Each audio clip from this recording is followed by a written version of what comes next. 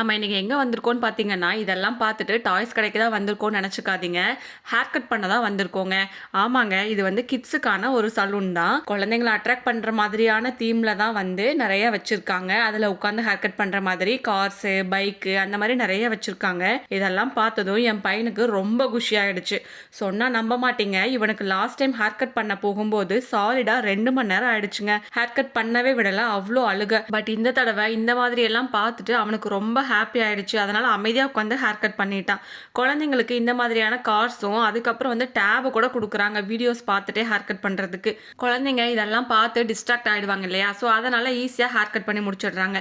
என் பையன் ஒரு வழியாக ஹேர் கட் பண்ணி முடிச்சுட்டு மீதி இருக்க கார்ஸ்லலாம் உட்காந்து விளையாட ஸ்டார்ட் பண்ணிட்டான். இங்கே அது மட்டும் இல்லாமல் குழந்தைங்க விளையாடுறதுக்கு நிறையா டாய்ஸு அதுக்கப்புறம் ஸ்லைடு மாதிரியெல்லாம் கூட வச்சுருக்காங்க. என் பையன் எல்லாத்தையும் விளையாட ஸ்டார்ட் பண்ணிட்டான். ரிட்டர்ன் வரும்போது நெக்ஸ்ட் டைம் இந்த கடைக்கு தான் வரணும்னு சொல்லிட்டு ஆர்டர் வேற போடுறான்.